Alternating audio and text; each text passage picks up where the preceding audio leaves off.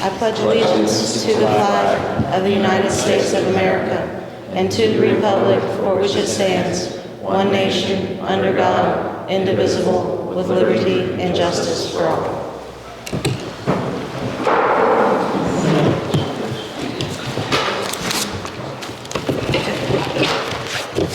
Okay, let's start off with the approval of minutes of the regular meeting.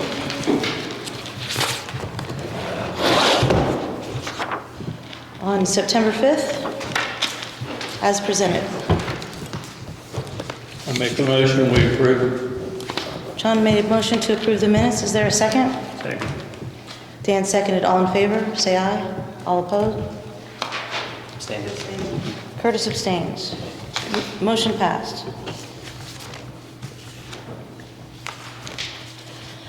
Next is the approval of claims and payroll. For payroll, it is total of $57,138.87, and no overtime.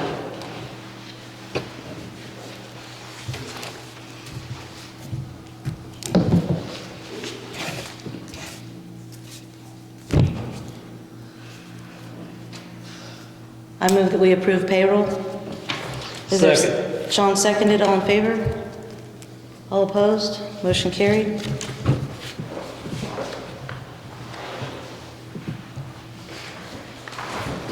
Claims. Total claims is $416,043.14. Gene, is there anything in claims you want to point out, or does anybody have any questions? I'll just point out, I did put on a transfer for our 25% match to the Community Crossings Grant fund for the payment of our paving for 2023. That was from the 2022-2 CCMG call.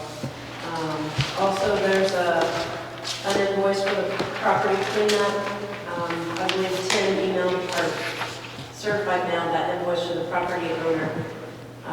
And then if they don't reimburse the town, they put on a lien on the property taxes. I think that's it. Did anybody else have any questions?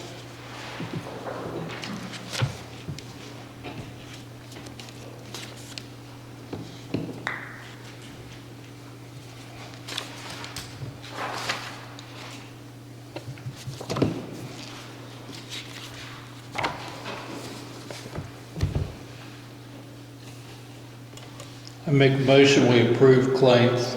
John made a motion to approve the claims. Is there a second? Second. Dan seconded. All in favor?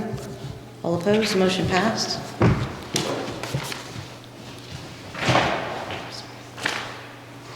Good hands.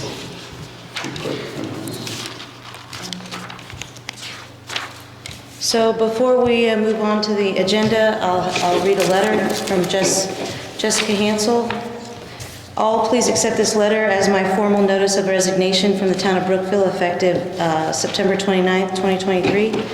I'm incredibly grateful for the opportunities that I have been given during my time with the town, as well as the relationships I have gained. I believe that it is the right time for me to step away from my position for the betterment of my family. While working for my community has been a great experience, the changes within this last year have made it difficult to meet and/or exceed expectations. I plan to finish these next 2 weeks tying up loose ends and making an effort to complete any tasks I'm currently working on. Again, thank you for the opportunity to work in the community that I love. If I can be of any assistance during the transition, please let me know. Sincerely, Jessica M. Hansel, 9/15/2023. Could I get a motion to accept the resignation? I make a motion to accept. John made a motion to accept. Is there a second? I'll second. Curtis seconded. All in favor? All opposed? Motion carried.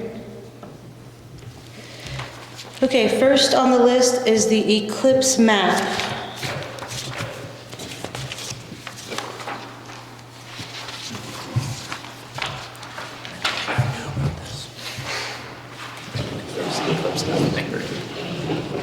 It's happening in April of 2024 is the eclipse. It'll be actually April 8th, 2024.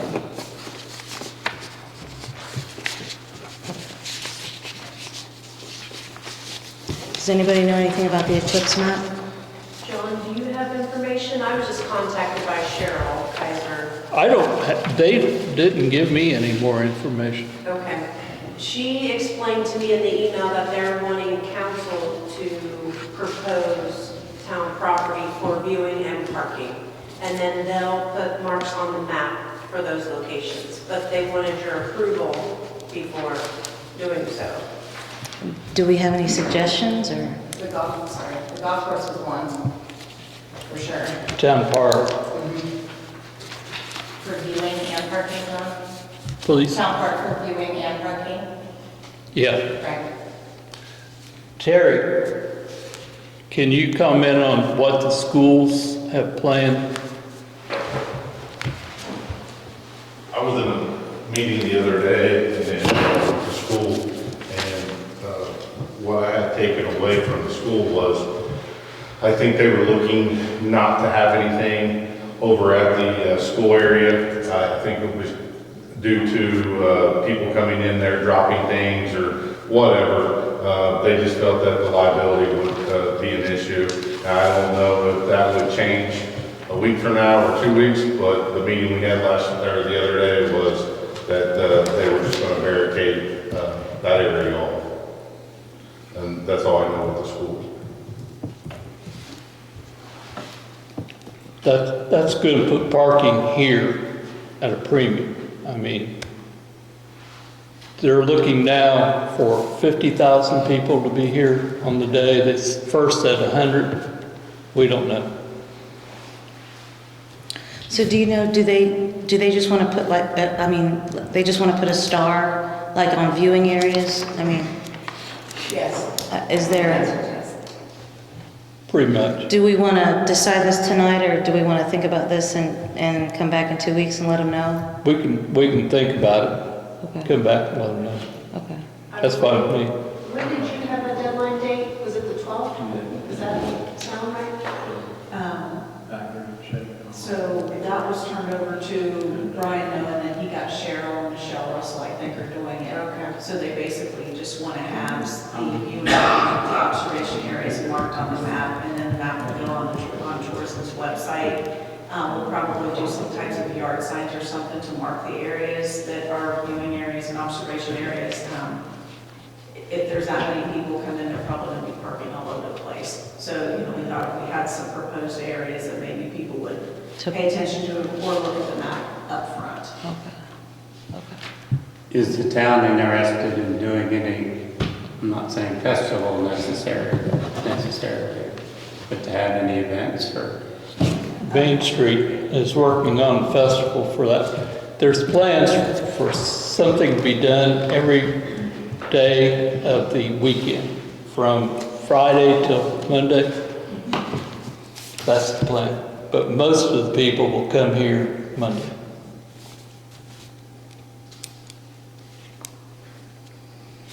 So, do we want to table this and figure out any more viewing areas besides those two? I make the motion to table. Roger that. I second. All in favor? All opposed? We're going to table this and get back with these guys next time. Thank you.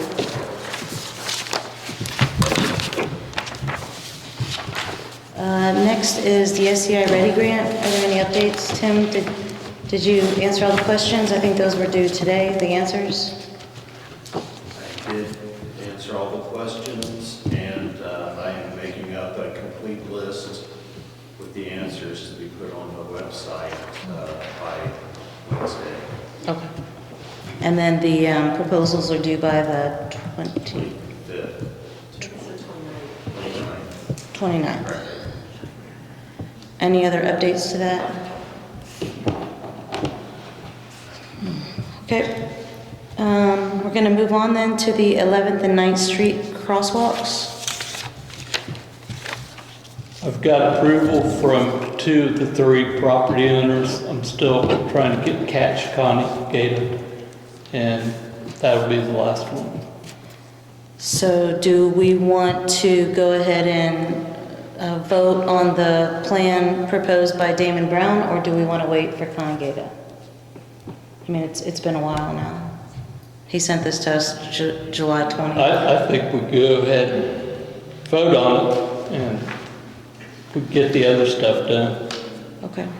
So this plan proposed by Damon Brown, who is the Seymour District Traffic Engineer, talks about safety issues that that they recommend for the 9th Street crosswalk and the 11th Street crosswalk. They talk about installing new signs, rapid rectangular flashing beacon signs. I think those are the ones we already have, sorry.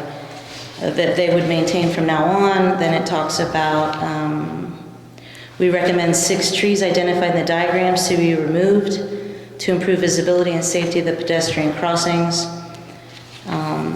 The minimum stopping sight distance needed for 30 miles per hour design speed per the manual of uniform traffic control is 200 feet. With the trees present, there's much less than 200 feet visibility, and drivers are not able to see the pedestrians or flashing sign assemblies in enough time. With the trees removed and the addition of the yield signs and markings, we believe that compliance and safety will be greatly improved. I move that we approve the plan as presented by Damon Brown and go forward from there. Second. All in favor? All opposed? Thank you.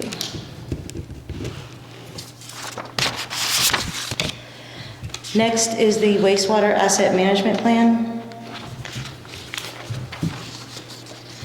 So this is an asset management plan proposed by Triad Associates. I think at our last meeting, we signed one for the water asset management plan, which is extremely important for us to get done quickly so that we can apply for the state revolving fund grant.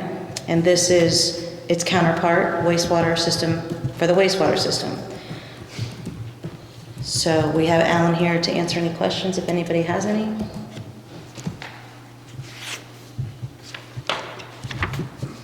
Again, this is something that has not been done in the town of Brookville, and it's required to submit anything to for grant purposes for the Indiana Finance Authority. So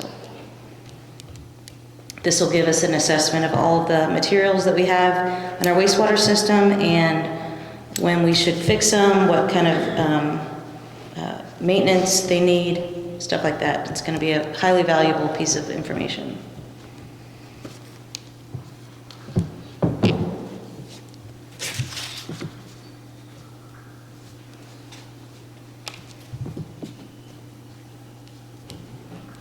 Are you looking for a motion? Yes. I make a motion, we approve it. John moved to approve the wastewater asset management plan services agreement from Triad. Is there a second? Second. Dan seconded. All in favor? All opposed?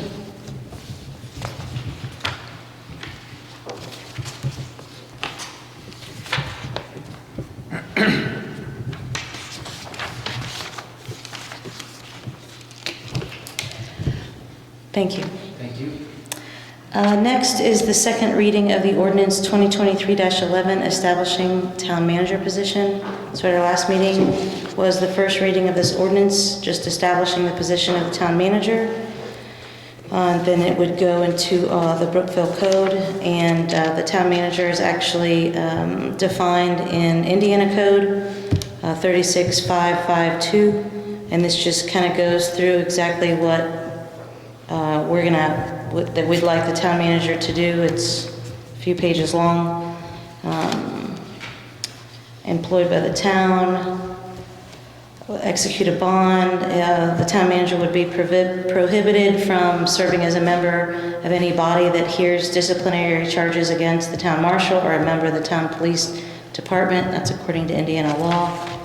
Town manager is not authorized to issue or execute bonds, notes, or warrants. The town manager, under direction of the town council, responsible for administrative duties, recommends actions to the town manager considered advisable, hire seasonal town employees, but the town council shall retain the authority to suspend, discharge, remove, or transfer all other full-time or part-time employees of the town, administer and enforce all ordinances, shall work with the town clerk treasurer and appropriate department head for the preparation of budget estimates, can execute contracts on behalf of the town, may receive service of summons on behalf of the town, and shall monitor and approve administrative functions of the town's police department. But all hiring and or disciplinary matters pertaining to the town's police department shall be retained by the town council and or the town safety board. So, is there a motion or is there any discussion?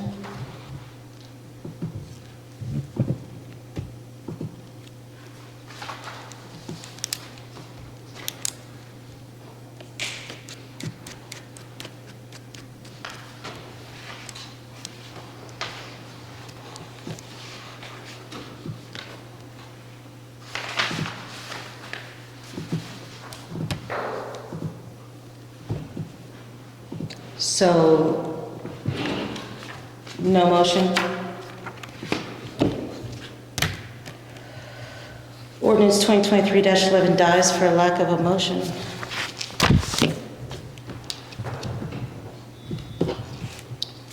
Next on the agenda is the police department building.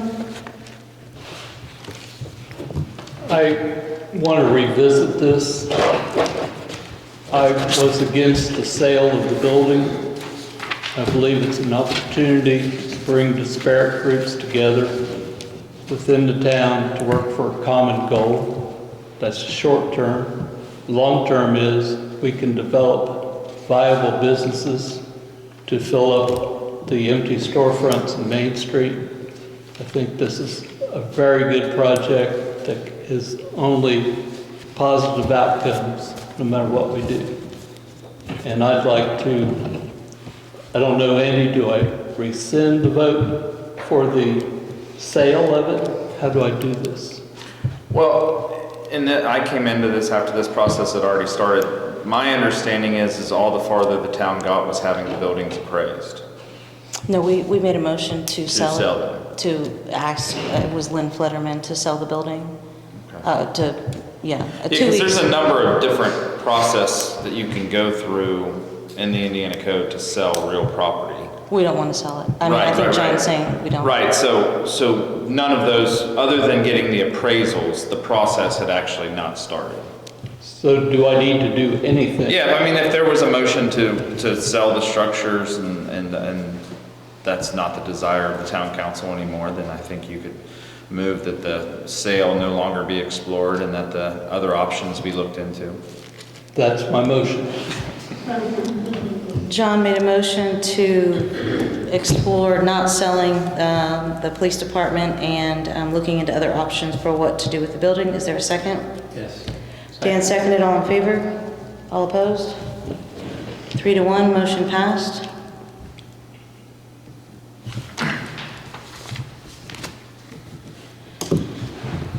Next is the HELP Grant Strategic Investment Plan. John?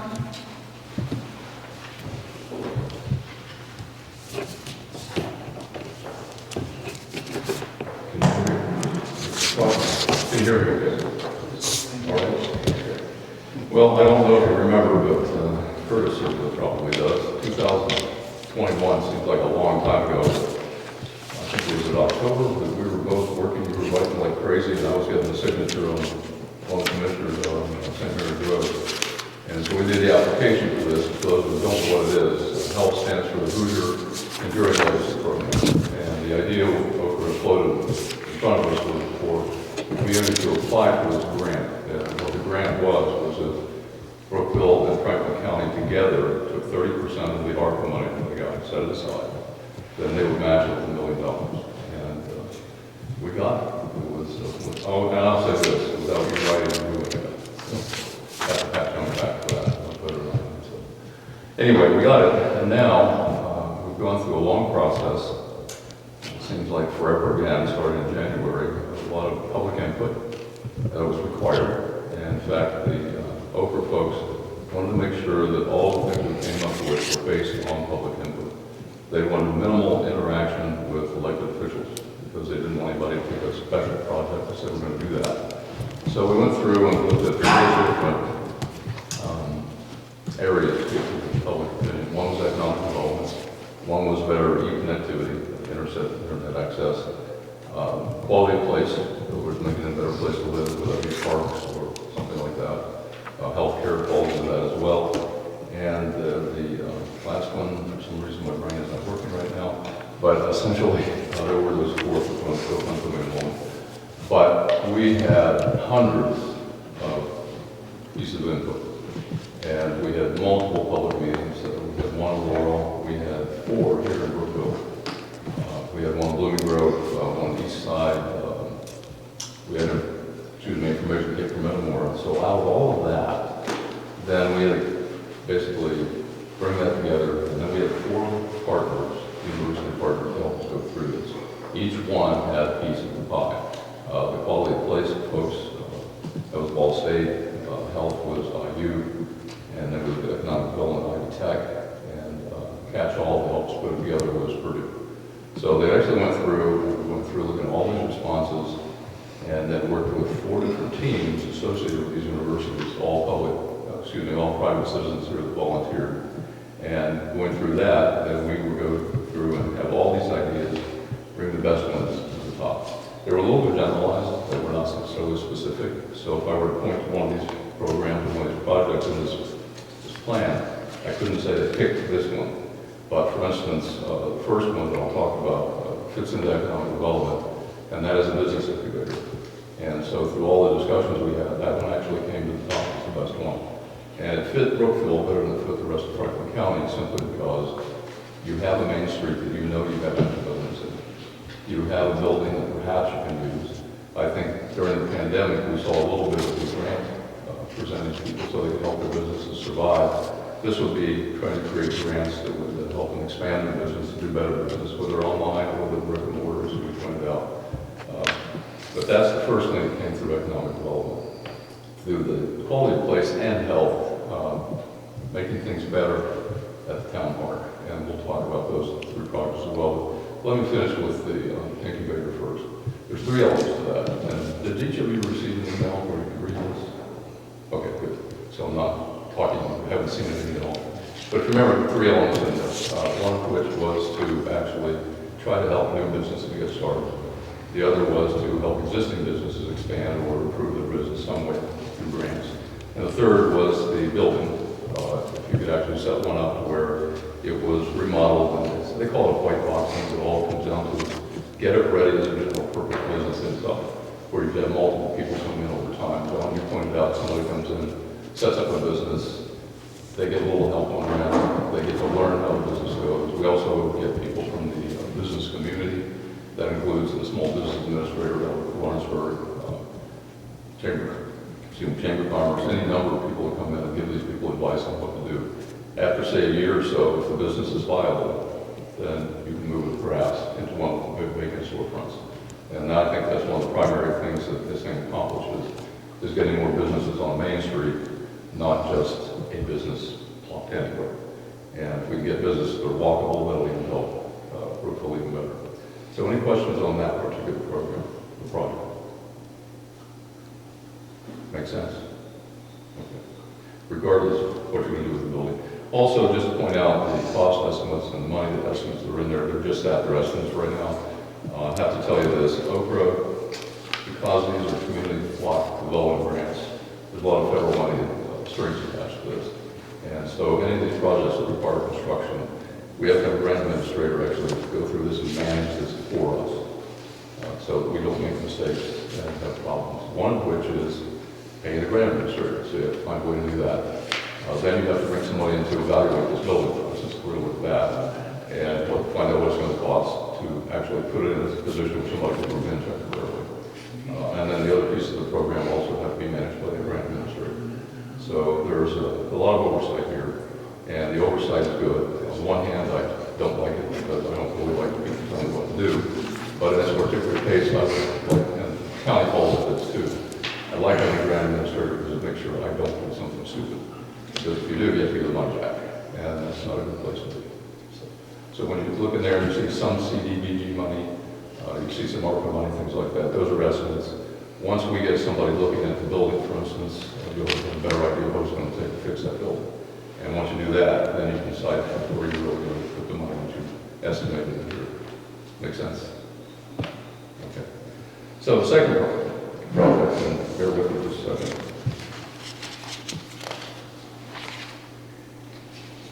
Need a bigger flag. So the next thing, and I'm probably talking about all three projects together, but the next thing is the Brookville Park gravel parking lots, getting them paved. The reason this is important, it's important over as well, is that they don't care too much for just recreation. They want some purpose for it, and that purpose is to serve primarily the low and moderate income population. So if you set something up where it costs took a lot of money to participate, you had to buy equipment, things like that, they wouldn't like it very much.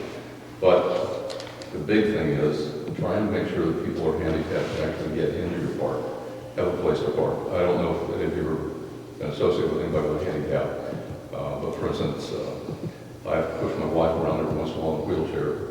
Pushing a wheelchair across a gravel parking lot when you just pull it out of your hand is not the easiest thing in the world to do. So if you can take care of that, they like that idea quite a bit, and that makes it a lot better for all your citizens to come in, be able to participate, even if they're not participating in a sport. A lot of people like to come watch their kids play, grandchildren, things like that. Without that parking lot being paved and other places where it's gravel being paved, it makes it a lot more difficult. And Okra liked this project. And in fact, they work closely with just to put the language into it the right way. And that's also important, I'll point out. Language Okra is gold. If you use the wrong language, you're dead. If you use the right language, they're happy and they smile. Okay, next project is the Brookville Sports Complex. This one basically is going to go where the state garage is now, the old one is, the Salt Dome. That building is going to be demolished at some point by the county, and I guess the purpose turned over to you then to be able to use it. And putting different sporting events there where it's very low cost for people to participate is something they like as well. Again, you can see that there's some CDBG money in this. There's some other things where we're going to be seeking private donations. That's really going to be up to the town to figure out where to get this money. But again, after we find out what it's going to cost, do the pre-engineering, then start being more certain about where that money comes from and where you're going to put it. And last but not least is Randolf Park. I understand that's an old park that needs some updates. And what the CDBG money can be used for is actually to go in and make it more handicap access. And also, they worry a lot about if you got playground equipment, if the kids fall on a hard surface, they're going to get hurt. So a lot of this could go around putting nice soft cushions around gym sets and things like that. But there's a lot in here that can be accomplished, but it's basically to make it ADA compliant and make it so it's easy to get in and get out, whether the child has a handicap or not. I think that's a worthwhile project. Again, Okra liked the way these were put together. So you've got really two projects. One is the economic development, business incubator, and the other three projects all fall into pretty much the same thing. Making your sports area and sports complex better, have more facilities, more opportunities for people to get in there and exercise. And that's one thing that they considered about sporting is its exercise. That's related to health. And I will tell you that probably the most often mentioned thing during our comments that we're getting was improved health care in the community, whether it be here or whether it be Franklin County and other places. Because there's so many people who don't have it, and during the pandemic, health is also getting out people to do things like get up in your house. So all these things point towards what can we do to ameliorate another problem like COVID-19. And so that's where all this comes from. And so tonight, what I'm asking you to do is basically adopt this plan so we can go ahead with the next steps. And the next steps are getting back with Okra, doing the engineering, things like that, getting approval. Because we only have until January 21st to get the request for construction dollars into them. And so in the next few months, we've got to go through the engineering, the grant management, things like that. We can do it. And Curtis is going, you're never going to. In fact, our grant manager who we've chosen, and we have signed contracts, one with Brookville and Franklin County. It's Cersei from First Sales. And we talked about that. She was a little panicky. And I went ahead and went through the Franklin County side of it. There's a little because one of our projects is dealing with Laurel's community center, and suddenly all kinds of red flags pop up. Who owns the building? Laurel owns the building. Well, then Laurel has to have a grant administrator. This is not just for Laurel, though, it's a building that belongs to the rest of the county. Anyway, we went through it, but I went through the timeline. Even if I have to do a separate grant administrator search, even if I have to do the engineering, there's also an environmental study you have to do. I can still get it done through which is great. So I think if we can adopt these plans and get started on them, I think we can make it. So I'm going to ask somebody to make a motion to accept this health SIP plan so we can go ahead and approve the town. Does anyone have any questions or comments? We're talking about these 4 projects, correct? Yes. Yes, and this, from what I understand, this plan is supposed to be also, you know, a document that we can refer back to and that, you know, potential people coming to the town can also see what we're planning and what's happening and maybe a way they might be able to help or... Yeah, and it's really a continuation of all the good things that have happened here so far. If you take a look at the main body of the document, you'll see that the projects that were listed there that have already been done in town amount to about $20 million. And this is a relatively small amount compared to that, but it's just showing that we're trying to do what the state of Indiana wants to do, and that is to try to find some way to get more people with it. Because they think if we attract more talent, at some point we'll also attract businesses that can take advantage of that talent. In the meantime, Franklin County is a veteran community. Veteran community to Batesville, to Cincinnati, or to Kentucky, to some extent Indianapolis, and to Richmond. We have a lot of people that work here that drive out of town to go to work. In fact, the last stat I saw from Indiana stats is about 90% of the people that work, that don't work for county government, don't work for the schools, actually drive someplace else to work. And it's also why Franklin County as a whole has a median income of about $61,000. That's a lot. But we also have a lot of areas that need help. And Brookville happens to fall into that area. You have a relatively large population of low moderate income people here. And that's why they like these programs to try to improve that. So, sorry. He looked like he was going to say something. Oh, okay, go ahead. I'm sorry, go ahead. No, go back to you. Well, I just wanted to also say that these plans, these are just plans for now, but we still have to apply for the money.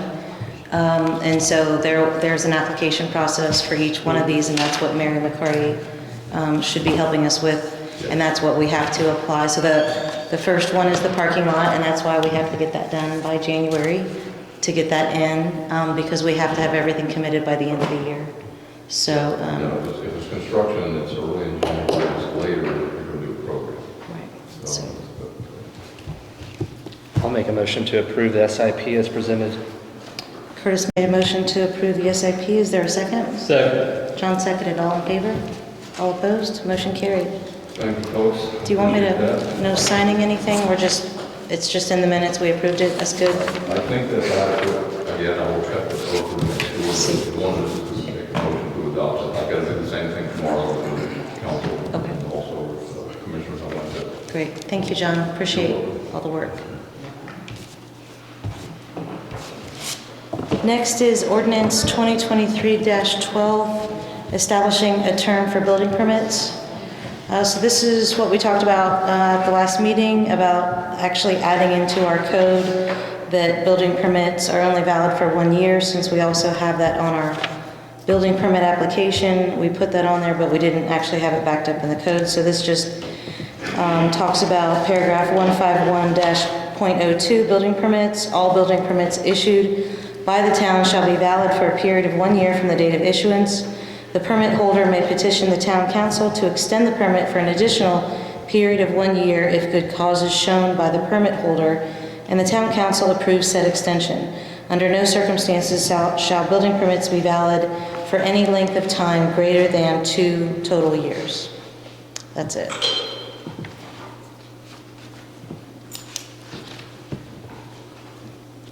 Pretty basic. I move that we approve ordinance 2023-12 as stated. John seconded. All in favor? All opposed? Motion carried.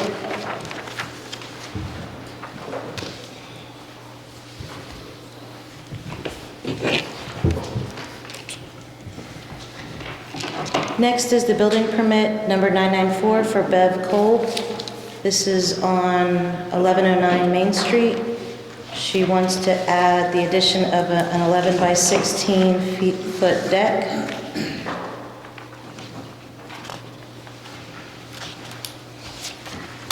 Tim?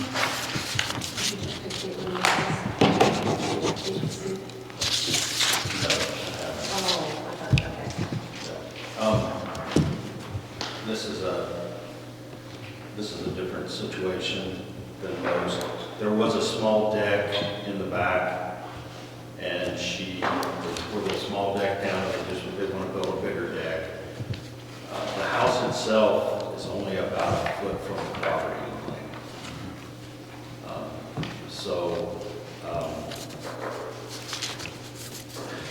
It would be very hard to do the setback that's usually required with this particular deck. All the houses on that block are very close together. Since there was a deck there before, they would want to make it bigger. I don't have a problem with what they're doing. So I'm not sure how the board feels about this, but that's my take on it. Do they have to get a variance? Yes. They should get a variance. I mean, the APC knows about it, right? I mean, Caitlin. I don't know. Caitlin called the office Oh, last week and asked about it after their APC meeting and said it was discussed and asked if we had had it on our agenda yet. And I said it wasn't until Monday. And then I explained to her that Tim knew of the property line issue, so I gave her your office number, but I don't know if she ever got hold of them, obviously not. But I've not talked to her about this, but I really want to know. So that, I think we can assume then that she submitted something to the county, if the APC talked about it. Okay. How does the board feel about this one? I'm okay as long as they get a variance. Second, if that was a motion. Could you put that in the form of a motion? I make a motion, we approve this contingent on the approval of the variance for the APC BZA. John made a motion to approve with a contingent on the county approval. Is there a second? All in favor? All opposed? Can I have a do-over on this, on Mr. Palmer's presentation? Sure. What's different between this packet, of which they have a whole lot more projects, and the packet that we agreed to? This talks about new housing north of Brookville, broadbands, Sycamore Gas, County, Water, Laurel. Is those in this? No, actually, you're only approving the Brookville portion of that. Okay.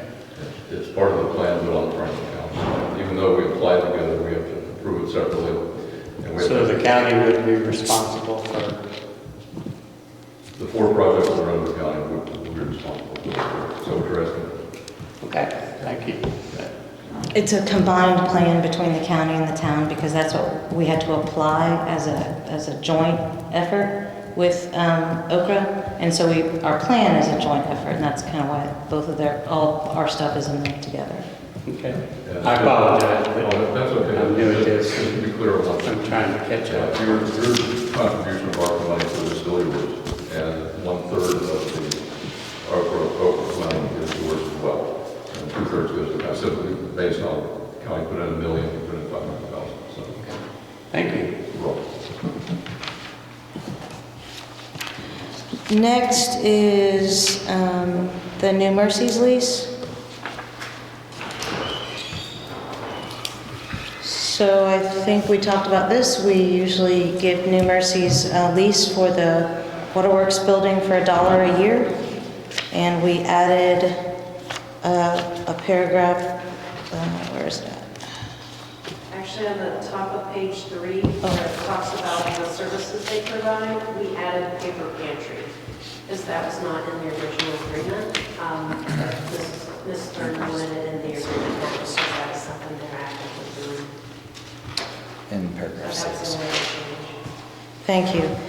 And then we also added paragraph 6, which is the tenant shall appear before the town council of the landlord at least twice annually to provide the town council with an update as to the services being provided to the citizens of the town of Brookville by the tenant.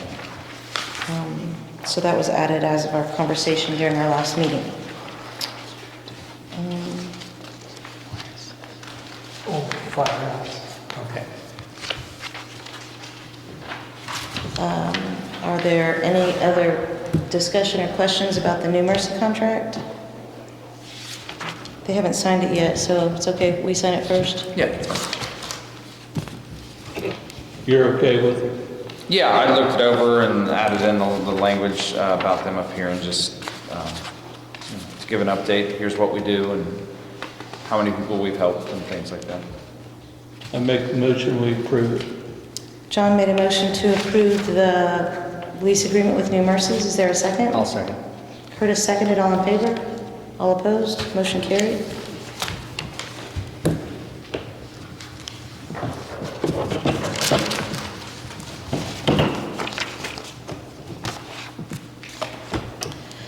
Next is the additional appropriation public hearing. So just to let everybody know, this is for reporting for the Preserving Main Street grant. Carrie from ARA had emailed us and notified us that we received the release of funds from the state. So I did not initially appropriate any monies coming out with that grant money yet. So I've got 2 appropriations here, one for the Preserving Main Street grant itself when we get the funds from the state for $1,750,500. That's with construction costs and administration, environmental, and all that. And then I made a second fund, which you approved the creation of for the Preserving Main Street grant escrow. That will hold the monies from the participating property owners. So that total was $58,077.85. So this is a notice, and then we'll do the resolution next. If anybody has any questions. Does the public have any questions about the appropriations that were just outlined? No questions? Okay, I guess I didn't even open the public hearing. I guess we opened it and now we're closing the public hearing with no questions asked.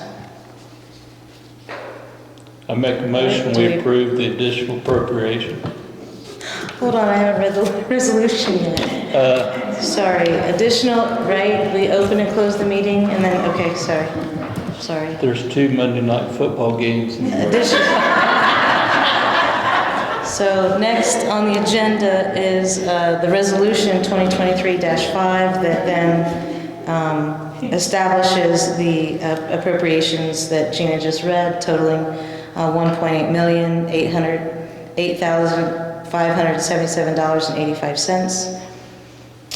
Is there a motion to approve the additional appropriation resolution 2023-5 for the Preserving Main Street grant and the Preserving Main Street grant escrow? I make that motion. John made a motion to approve. I'll second. Curtis seconded. All in favor? All opposed? Motion carried.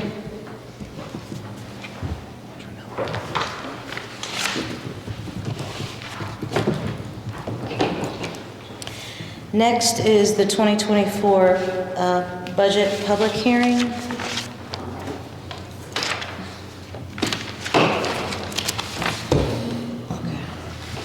So this is the one that was tabled due to Dan being just coming on board at the last meeting.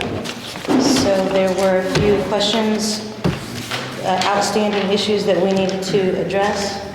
And I think the first one is the salary increase. So what we talked about in the budget workshop and at the meeting last time was a 3% that was proposed. One of the things we talked about in the budget meeting was that one thing the county came up with, an idea, was to take the 3% from everyone's salary and then level it out so that everybody gets the exact same amount in terms of an increase.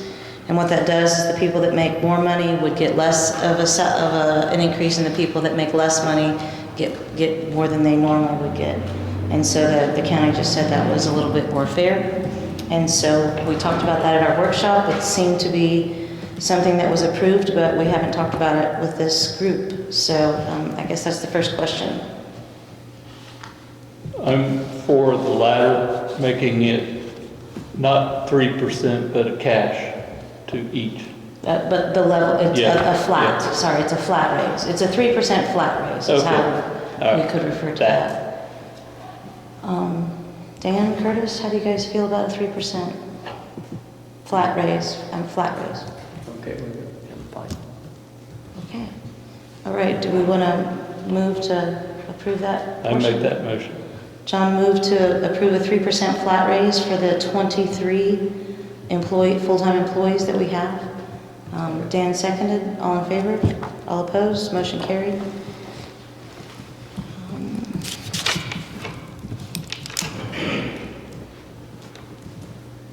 Okay, the next issue that we talked about, so the budget also, should I have opened the public hearing? I'm sorry. Do I open the public hearing and then we talk about it? I mean, I'm fine with you guys proceeding, and then they can make comments after we decide, or? Well, I think that if there are comments, that it's the idea that those comments would be taken into consideration prior to the adoption of the budget. So I think you would want to open the public hearing and.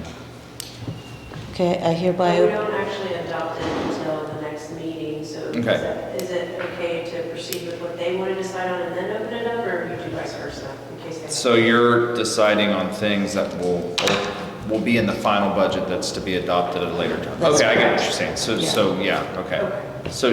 if the things are finalized, then the public would have the full information to be able to comment on it. Gotcha. Okay. I'm fine with it, sorry. So should I ask for public comments now? Or If wait? there's more that needs to be addressed. There is. Okay, yeah, I think you would want to go ahead and address the issues that remain up in the air so that the public is fully informed before they have an opportunity to speak. Okay, gotcha. Okay, so one of the other things we talked about at our budget workshop is, of course, just making sure that everything that we had, operational funds, were included in our next budget with balancing the budget, and then we decided that what we should also consider is basically the capital improvements that a lot of the departments wanted, in addition to some things that we know that we have to pay for next year, which is, originally we talked a lot about the salt dome contract, and that was building a salt dome over by the street department, and I think maybe we have a different solution for that. We also talked about the old highway garage, which is right there. We're still gonna have to pay $50,000 for that land, but we think we're gonna be able to pay that for this year. And the next portion was additional funds, and I put $100,000 on here for the renovations for the new town hall. The original contract was only for the PD portion of it, and now that plan has changed. That project has gotten bigger to include the town hall portion of it. And so I'm just estimating, not knowing really exactly how much that's going to cost to renovate that portion of it so the town can then move from the current municipal building on Franklin down to the Zimmer building. So that's something we also have to keep in mind. We also have 2 projects at the golf course. One is hole number 11 and one is hole number 14 that combined would cost about $300,000. Each one, hole 11 I think would be $120,000 and hole 14 would be $160 to $180. So we have those that we need to fix. And we also talked about the asset management plan, which we've already approved, so that's no longer an issue. So those are some of the things that we wanted to keep in mind that we have responsibility to fund next year. And then the department head requests boiled down to the ones that we hadn't decided on yet were, for the police department, they listed 8 different items totaling $116,950. And we asked the chief of police to prioritize those. And the number one priority he has is a new police vehicle for $65,000. And that would be the vehicle itself plus all of the additional costs to outfit it for police use. But that would be a brand new vehicle. And so basically that's kind of where we left the conversation at the working group, or at the working meeting. That if we funded that, then that would put us in the red for public safety local income tax fund by about $20,000 to $30,000, I think, at the time. So that's kind of where we stopped talking about. The other items on his list were, next was ballistic vests for $8,000, $10,000 for the K-9 fund. The reserve training program was $3,000, backup tasers $2,500, cleaning contract $2,500, and then new firearms and new holsters for about $15,000. And then the uniforms that, of course, I wanted them to have. The new uniforms would be a $10,000 cost. So all that total was $116,950. So I guess for the council, I guess the first question to ask is, do you want to approve any of those? Do you not want to approve any of those, so that we can finalize these numbers for local income tax? Andy? We have, is it an ordinance where department heads have to come before us over, what's the amount? $3,000. A purchasing agent ordinance. Yes. If we put something in the budget, say a police car, would Terry still have to come before us before you purchase it? Okay.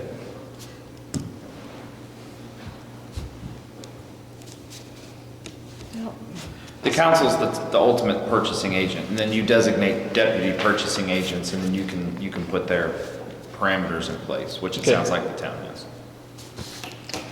So my thoughts on the new police vehicle was that, so this year we've spent, and I don't have the numbers in front of me, but we spent money on 2 new transmissions so far.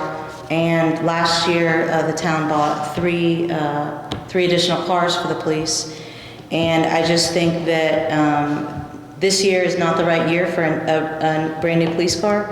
I know that part of the rationale was that they wanted to use the assistant police car as a pool car, which, yes, they do need a pool car, which is a car that they use when their cars need to get fixed. I just don't think that this year is the year we add yet an additional car, being that we have not moved into the new PD yet. And I think that that should be the number one priority for the police department expenditures, is to make sure that they can get in there, they have everything they need, and then the next year to purchase a new car. That's my vote, because we've put a lot into their cars these past 2 years, and I think that they can skip a year and have something next year. That's just my take. I have a real problem with, didn't mean to scare you. I have a real problem. I have a real problem when department heads come before council in a budget year and want something more. Once we do that, we're stealing from the taxpayers, we're taking it off the top, and I don't like that at all. I've said that before in meetings. But since Terry would have to come before us before he purchased anything, I'm okay with putting that money in place. We don't have to spend it if we don't want to, but it'd be in place in case there was a need. I'm saying yes. I'm with you. Curtis? I'm with John.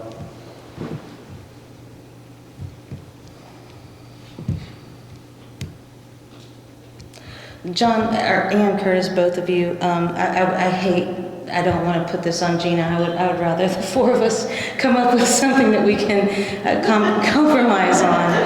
Compromise on an amount we can put in the budget, and then he's got to come for whatever expenditures anyway. So, I mean, at that point, hopefully you have a full council to make that decision. Is that what you're? I don't want to give people the impression that putting it in a budget allows them to purchase it, because I am not going to support it Right. this year. But they're aware, so if that fifth person, whoever that may be, I mean, I don't feel like I should be making that decision on the car. Right. Well, I don't want to put you in that position, that's what I mean, is there any reason why we can't just not put it in the budget, and then if there does become a need, we just do an additional appropriation? Of course, yeah. Yeah, I mean, we're talking about a paperwork shuffle here or a paperwork shuffle there. It's the same paperwork shuffle. It's just, My main thought is that we asked Terry to give us what he thought he needed the most of. And right now it's a car, but if we would have told him up front, no, we're not going to fund a car, pick your second, 2 and 3, the amount probably would have still been near 60,000, 65,000, and other things that he could have requested, during that budget time. So I think budget for it. If we choose in 4 or 5 months not to, we have more that we're not spending. I mean, it's always good to not spend budget for it now and not spend it later. I mean, I think Terry realizes that just because it's budgeted for doesn't mean that he's going to get approval to do it in January 1 or February.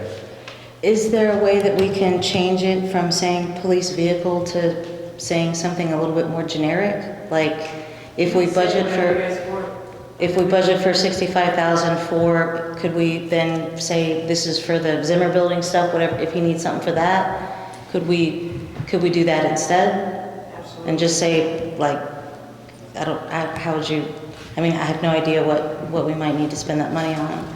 Well, I'm usually pretty generic in my terms anyway. Okay. But if you want to be specific, I would put what are the options for? Can we- Do you guys have an idea? It's either a car, Well, Zimmer building, or what? I just, again, this is my opinion, I just think we're kicking the can down the road.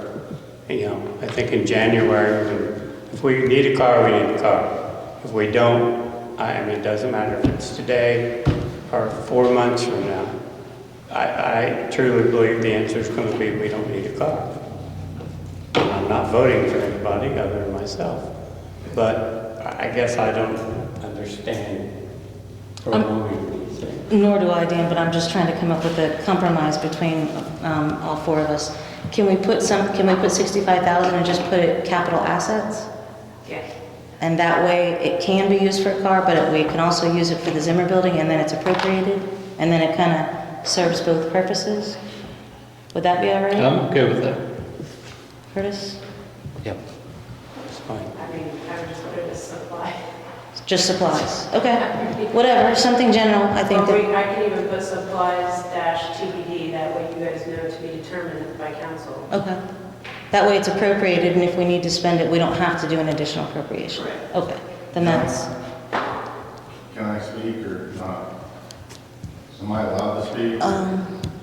was it the? I mean, he's your department head. I don't know Yeah. that he would have to wait for public comment. Okay, yeah, come on up.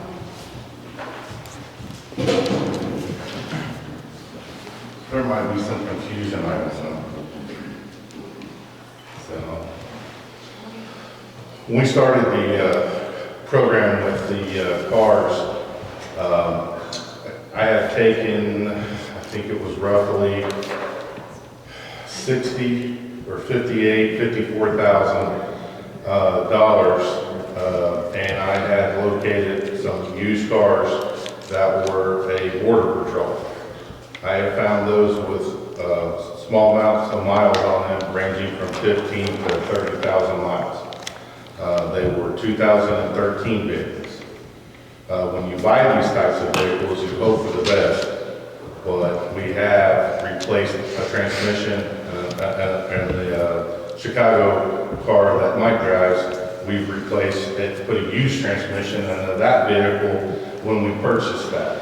We had to put some money in that vehicle due to Bill Shermer. They said they didn't recommend, when we put the transmission in it in the beginning, they didn't recommend us putting the new one in it because he didn't know if we would keep putting money in that car, so we put a used transmission. That transmission went out with roughly 70,000 miles, I think, on it. and Mike's already put 40,000, I think, on it now.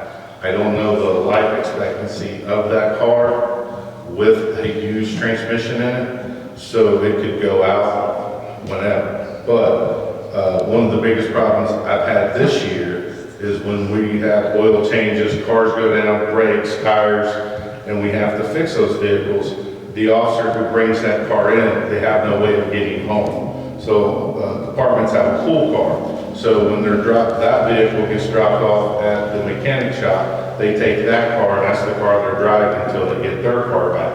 But what we have is we have to have an officer take someone back to Union County or over here to other side of the county, or their family members have to come in and get them. And then if I don't remember to tell Gina about their gas, they're getting billed gas and they're not even driving the car. So it's a lot of chaos there, if that makes sense. So having a backup car, which most departments do, helps with that issue. I don't know what kind of life expectancy I will get out of that car that Mikey is driving right now. So that's why I think last year Mikey asked for it, and we're asking for it this year. The $65,000 is because of the Dodge Durango and the Chevy Tahoe. Those are the vehicles that they're making right now for the police package. Dodge Durango, you're looking in the middle 40s. You're looking probably with the Chevy Tahoe, you're probably looking at that 50 range. You're going to add about 15,000 to that, to add on the hardwire, the stuff that you're going to put in that vehicle. The stuff that we have he's got in his vehicle, the medical stuff, that's easily to transfer. But I thought over years with the meter money that I've seen where we've used the meter money to help purchase cars. I think that was set up a long time ago. And then I know, Curtis, you used the meter money too to do the same thing. I don't know what my budget was. I was just told based off of a safety fund. I don't know how that budget got made that way. I was told that I was over 65,000. When we were discussing it, I asked about the meter money because it was 35, and if we had taken the 35,000 out of the meter money, then it would be close to being even.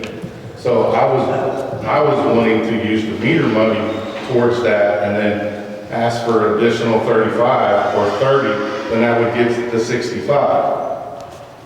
As far as the guns, we've had guns for 10 years that needs to be replaced, and I can replace those guns and holsters with what I have right now. I can probably do all that for $7,500.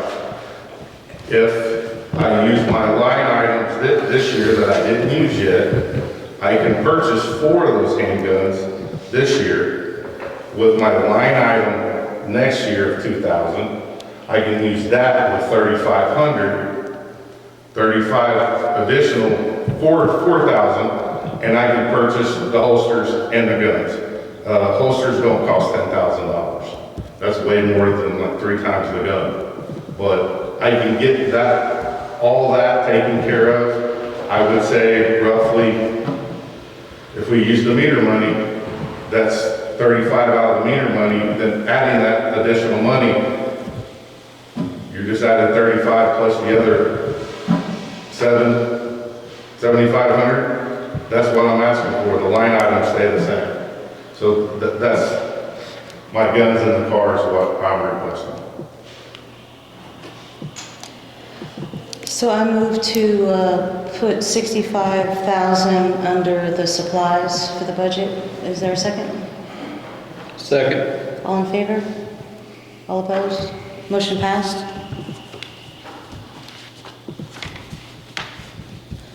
Okay, next is the golf course. So for the golf course that's coming out of general, there were 4 requests totaling $79,000 that we haven't decided on. One is to replace the deck, and that was estimated at $5,000. One is to finish the satellite building, which was $20,000. One was golf cart lease equipment for $50,000, and one was a golf simulator for $4,000. So, and Dan, I'm not sure if you know about the specifics of the golf cart lease equipment, but it would be a 5-year lease plan for $50,000 a year. And what that would get us is 30 new carts.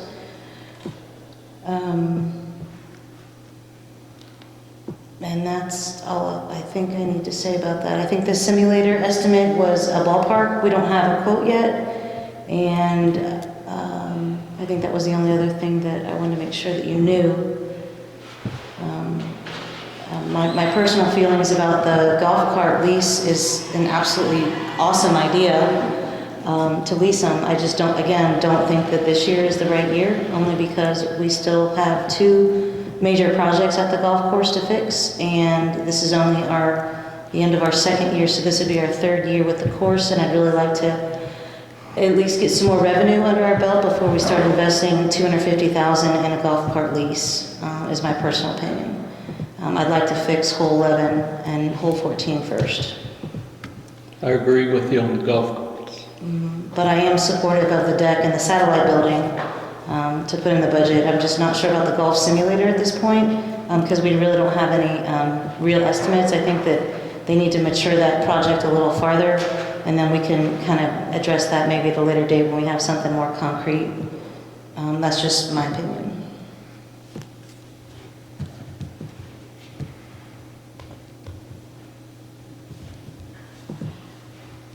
So if I get, what are you proposing on the golf? We just push it back a year? I'm proposing that we do not fund the golf cart lease equipment, but that we do fund the deck and the satellite building for the budget, for the 2024 budget. My only thought of that is, and I don't golf anymore, but, you know, it's a very competitive thing as far as golf courses and what they have to offer. And I would think from a marketing standpoint or whatever, if you go someplace and you pay whatever the charges are and your golf cart is junk basically, which I believe ours is, I think that would be a real negative to get people to come back and golf at that course again. Because that's one of the few things that a golf course offers that might be unique to that golf course. So that would be my only thought. Pushing it back a year, I'm okay with it. But I think we definitely need to address it at some period. Curtis?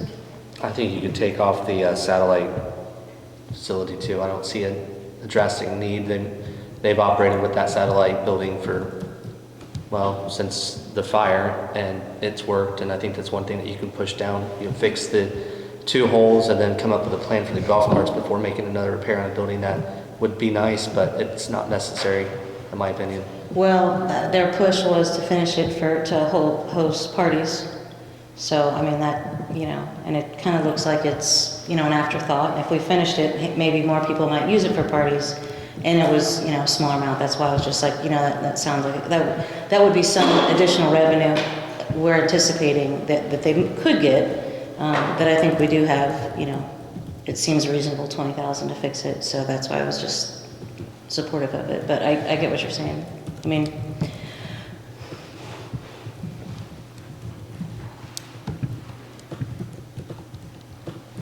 so do we want to say, sounds like we want to say golf cart is at the very least next year, or not now. And then the simulator, not now. So could I get a motion on the deck and or the satellite building, or both? I'm okay with the deck. That needs to be fixed. Okay. Second that motion. All in favor for the deck? All opposed? Next is the satellite building. I'd make a motion to postpone that for a year. I'll second that. All in favor? All opposed? 3-1, motion passed to delay the satellite building.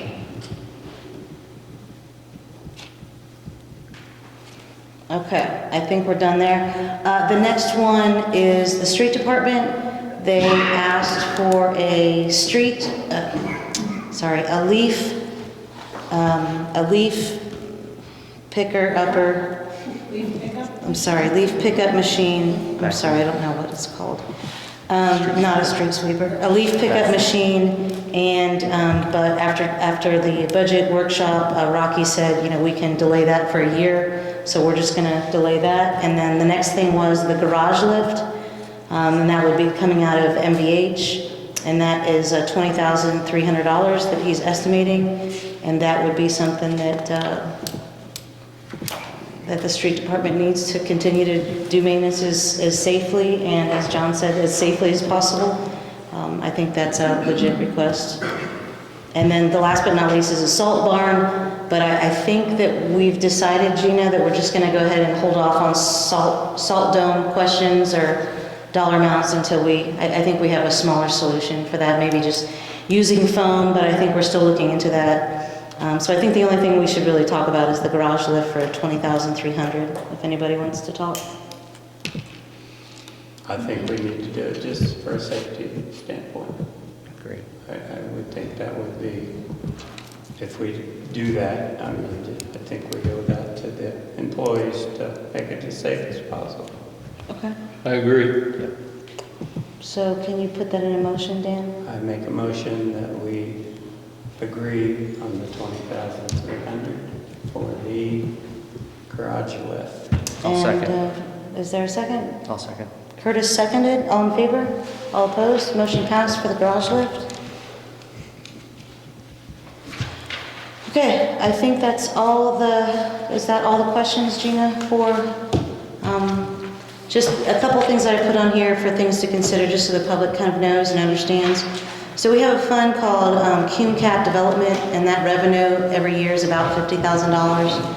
And this council agreed to purchase a ladder truck for the fire department, and so that money from CUME-CAP Development will be used for the $50,000 fire truck payment, ladder truck payment for the next 13 years. So there won't be anything else coming out of CUME-CAP.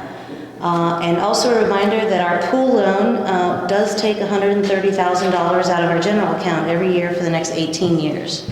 So the pool is definitely not paid for, and we'll be paying on that for 18 more years. And last but not least, our help funds will be $833,000, which John alluded to before, and that's something that we'll have new for this next year, working on those projects. So that's all we have, I think, unless I've missed something for the budget. Gina? Did you want to make a decision on projects, or the money is there for some of those projects you mentioned to decide later? Right, I'm sorry, thank you. No, that's all right. The money's there. You guys don't really have to decide. So the salt dome contract we're not doing, we're not talking about it for now. We have a solution. The old highway garage land is $50,000, and I think, Gina, you can use your, the edit funds for that this year. And then, so the next question is do we want to allocate any money for the new town hall PD to finish the town hall portion? I put $100,000 in, and I guess we can vote or talk about that if you guys want to, because Todd Rabel is working on it and should be coming up with some type of estimate for how much the town hall side is going to cost and how we're going to do that ADA parking there in the middle and how that's going to all work. So he just hasn't come up with anything yet. I just wanted to at least try to encumber something for the budget while we're talking about it, to give him some kind of leeway. I don't think the money's there, so that's fine. That can be determined at another time. Oh, we don't. I don't think so. Okay. I mean, the money's there for edit, and I think we have riverboat and something else. So do you want to talk about hole 14 and hole 11? Is that what the projects you were talking? Again, as long as you guys are aware that the money's there for those projects. And, Are they there for both projects or one? so the amounts we have, so edit, we have roughly around did we say 200,000? 246? Well, that includes some other things, but I think.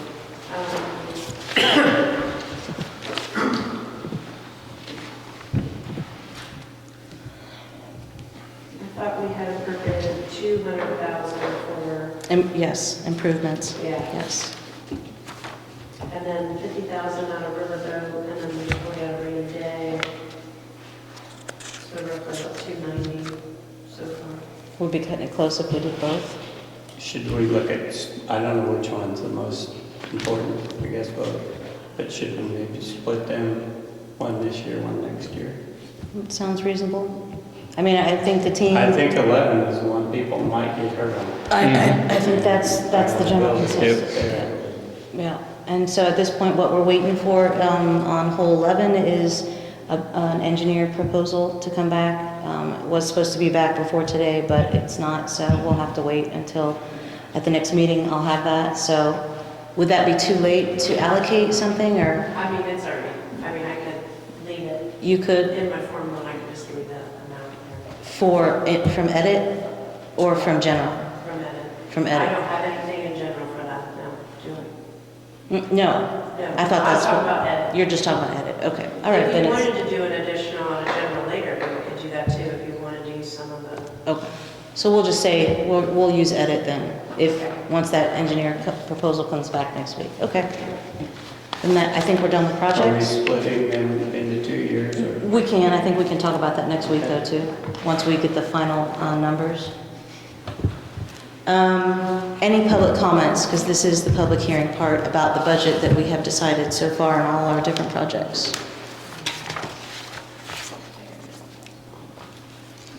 No public comments. I guess the public hearing is now closed.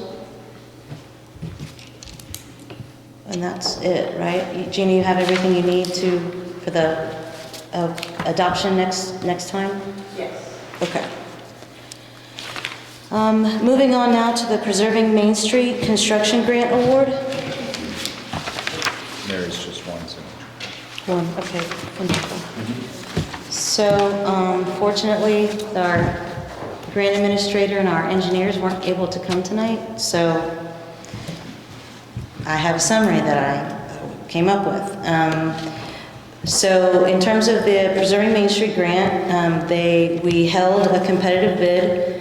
At that time, we did have we had to bid it out 3 times, but we did get two companies to submit bids, and we took the lowest bid, and the engineers looked at that, reviewed it, and have recommended to us a company called Pool Group, and that total amount is $1,488,241, which is under the amount that we had for construction, and that includes 10 buildings.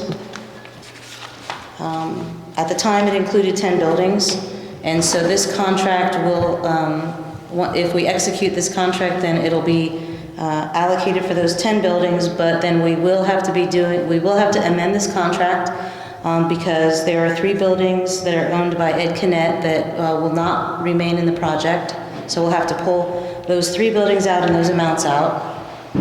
And that money that was allocated for those 3 buildings will be available for our use at a later date. So what this means is that if we sign this contract, the pre-construction meeting will be held in October between Ratio, the architects, us, the town, and Pool Group, which are the construction.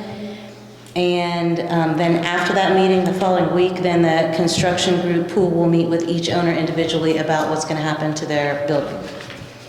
And currently, the plan is to start construction in November and then end construction in May because we have to have all the money spent by June. And they said we could possibly get an extension, but that won't be reviewed until it gets closer and they figure out exactly how much more time we may or may not need for the construction phase. What did you mean by the money that Eddie's not going to use? It can be used by us at a later date. What's that mean? So that means if one of these 7 buildings has additional money that needs to be spent that the construction finds that would normally cost the owner or that would cost us to go over budget, we now have that as a buffer that we wouldn't, be going over budget if there was things that they find that weren't included in the original markup. Okay. Or the original architectural renderings. Think of it, you have more money in your contingency now. Please. Think of it as having more money in your contingency now, rather than modifying the contract amount and removing that money. So they did say we would amend the contract, but that would still leave us with the money, but just not with pool unless they, again, find something. And I'm assuming, Andy, if they do find something different or, they have to do more work. Change order. We would do a change order. Okay, there you go. And then we would already have the money in place to pay for that, so. This is a contract. How much do I have to read of this? Nothing? So this is a contract. It's an AIA standard form. It's A101-2017. It's an agreement between the town of Brookville and the contractor who's Pool Group Incorporated for the Preserving Main Street facade renovations. The architect is Ratio Architects, and the total sum amount is $1,488,241. There was one typo on the signature page. They had town of Batesville instead of Brookville on the last page. The finalized that one they sent today does say Brookville, and then there were a couple other small changes that I had asked for, just some things I look for when I'm reviewing documents about, making sure termination for convenience is in there, and if we do terminate for convenience, that any payout doesn't include lost profits, things like that. So, and they were all fine to make those changes. There were no issues. I understand it's too late to go back and find 3 additional properties to get in there. Yes, the answer is yes. Unfortunately. So do I sign this even though it says Batesville? Or do I just get an approval? I just got the one that was sent later this afternoon. I didn't get another revised copy. Oh, I thought Curtis was talking about, because it used to say it on the front page too. I thought the one he sent. Oh, it's on the back page too. Yeah. Yeah, you can mark it out. Guess not. It's very proper, very formal. You got your name right.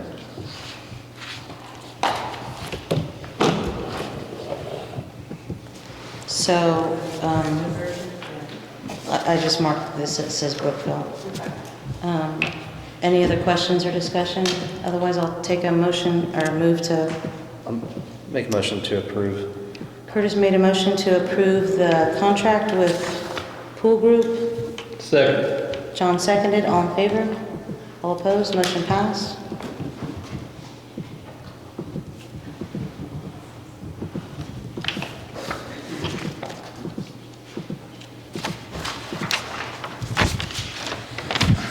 Okay, next is the Butler Township Fire Contract. So for 2024, Butler Township agreed to pay $2,189 for fire service. The township board met, and that's all signed by their trustee and their advisory members. So now it's just final approval from council. And does this reflect any increase from last year? Or is this? I think we decided to do the 2.5% moving forward. Okay, and this is from January 1st, 2024 through December 31st, 2024. Any motion to approve? Motion. Second. John motion to approve, Curtis seconded, all in favor? All opposed? 4-0, motion passed.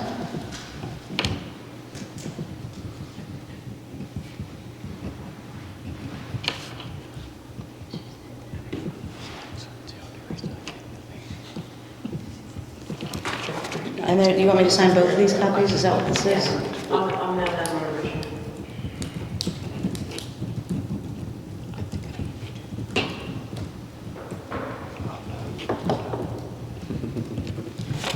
Okay, next is trick or treat night. And historically, it's always been on Halloween night, 6 to 8. I think it falls on a Tuesday, just that's what it is. I make a motion that Second. John made a motion to approve October 31st from 6 to 8 p.m. For trick or treat night in Brookville. Curtis is second, all in favor? All opposed? Motion carried. We should have a code. Okay, It should be in our code. Yes. that's all I have here. I mean, I have one more thing. So, being that the board decided not to motion to approve the town manager position, I guess my question to the board at this point is, with Jess Hansel leaving as a special projects director and the agreement that there's going to be no town manager, how do you guys see operations working on a day-to-day daily Personally, basis? I think that we ought to go back to the liaisons, which you wanted originally.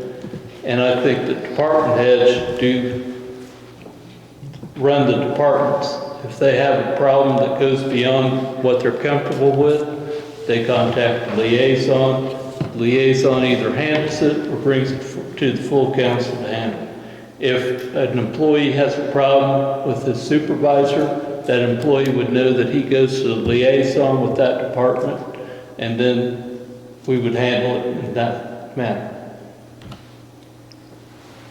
So the thing though, John, is that the department heads don't report to a liaison. Well, we need to establish a liaisons for each department, as you wanted to do originally. Well, yeah, but then they don't have any authority for day-to-day operations as one council member. As I was told very specifically that a council member is not the supervisor of the department head, it's the entire council. The liaison, once he is given a problem, could make an executive decision on this. Is something I need to take for the whole council, or should I tell the department head, hey, try this, do this? I think if it's large, the liaison's going to come back to the full council and say, hey, this is the problem, what are we going to do? Is that, I mean, I don't know if that's... I mean, it sounds like you're trying to split the difference between what was offered and not having anything, right? The town manager was given, you know, a lot of authority to handle the administrative duties of the town, and it sounds like this liaison would be somewhere kind of in the middle of not having somebody in town manager. The reason behind why I was thinking this way is we're a town of 2,500. We have a golf course. No town this small in Indiana has a golf course. I think it's money that we could save, and I think it worked well at one time this way. I think we could do it again. Dan, why didn't you vote for the town manager? Or do you have any ideas on Well, how we would function without one? Well, and again, I'm not opposed to John's idea, but looking and listening to, you know, we have a sewer plant that we have one certified operator, we have a water plant. So I think we ought to look at maybe beefing up those kind of positions to where the department heads can have a freer time to maybe take more of the responsibility. So I'm not opposed to hiring people, so to speak, but I'm at a different level. I think we need to get certified, qualified, sewer people and water people, and not saying that we don't know, but, you know, for lack of, you know, if something happens to Dwight, then, you know, then he's blessed with the whole thing. And, you know, I just don't think we want to be in that position. So, I don't know, I don't know. I don't have the answer, I can tell you that, but I do have several questions on how that would work, the town manager thing. Curtis? I think you need a town administrator. I mean, the last several years we've been going on, we've had, you know, multiple projects. You know, the Preserving Main Street's just one. I think that we have opportunities in the future to get other projects like that. And without someone like Jess or like Tim, who was in that position before, it's going to be very difficult for department heads to do that. I think that we need someone to assist on that side of it, because while we have department heads right now, as it stands, in 2 weeks we won't have a department head that's overseeing those primary functions, which is what Jess has done the last 2 years. I mean, some of her projects that she's overseeing, you know, they're starting to be to where, you know, we have a manager at the golf course, you know, ideally you can get a pool manager or some sort in there. And once that happens, you know, that kind of rolls out of her role. But those bigger projects, we're going to need someone in order to do the day-to-day. The board is big picture. I think that the day-to-day is going to be something we're going to be lacking in the next 2 weeks. I wholeheartedly agree. Obviously, there's a lot of economic development that Jess has picked up in her role that I think has been a huge impact on the town to move us forward in a way that we hadn't done before. Although I completely disagree with the special projects title, what she ended up doing was a lot of economic development type things, interacting with our community leaders that no one else has time to do. We can't send the police chief to go to the community meeting and talk about what we need for the pickleball court. So there's just a lot more that she did with that, with the Preserve Main Street grant, with other things to help the department heads who were busy with their functions of their department in other ways to provide just a second set of eyes on things. It's just, I think, is always good. And I think that it's invaluable. And I don't think the town is gonna, I mean, I'm just not really sure how we're supposed to function if we don't have somebody that handles, I mean, what happens when a department head doesn't do their job? Do we have to discuss that in a public meeting? That would be an executive session. Well, I understand that, but it could be handled by a town manager at a lower level that didn't involve us if it was something. How often does that come up? I don't know. I don't know. I'm just saying that is what that person does for us, is it allows a person that works full-time for the community to reach out to every day and get an answer quicker versus those of us who don't only do it part-time, or maybe don't do it at all, or too busy to answer, or whatever. This person would be our face to the public and to other county offices. I mean, for the Historic Preservation Commission, there's another way that she has established a connect to the town that's very important to our town right now to maintain that commission.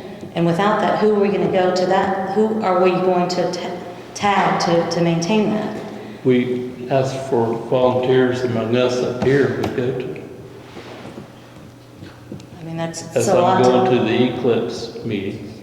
Yeah. I'm on redevelopment, you know, people can do other things. Can I give a word on that? If you want to. I mean, I'm all over the state, so I Right. see this all the time. One thing the town manager does too, that you haven't mentioned, was he will interact with other town managers in the state in their association, bring back best practices here. Did you hear about this? Did you hear about this? So that's one avenue of learning of what other towns or cities and towns are doing throughout the state. Best practices. And you're not going to get that with nobody going to these meetings. I mean, John, if you want the council to take on basically the responsibilities of the town manager, then I really think that needs to be flushed out in some way. And I don't know, you know, maybe bullet points of, okay, you're going to do this, you're going to do this, you're going to do this, and I'm going to do this. And then we, you know, I guess the only time we can talk is at these public meetings because it's all of us. So we would all, I guess, do that if that's what you want to do. But I mean, I really think it should be fleshed out maybe on a piece of paper or something. Just so that we all kind of know our left and right limits. I mean, Curtis is, you know, busy running on his own business. I'm not sure how helpful he might have extra time to go to the historic preservation and report back to us. It just would seem to be the easiest thing is what other towns do. I mean, it's in the Indiana Code. There's only 3 positions in the Indiana Code for towns. The clerk treasurer, the town manager, and the town marshal. That's it. And so it just seems to me that state people that have been around a while kind of understand that towns need one person to go to. Part of the issue, and speaking for myself, I had no idea what she did. And, you know, it's hard for me to say, you know, but I've heard more tonight, and I'm not, you know, For some reason, all that was kept out of the general discussion. You know, if I knew that, my opinion of a town manager may have changed.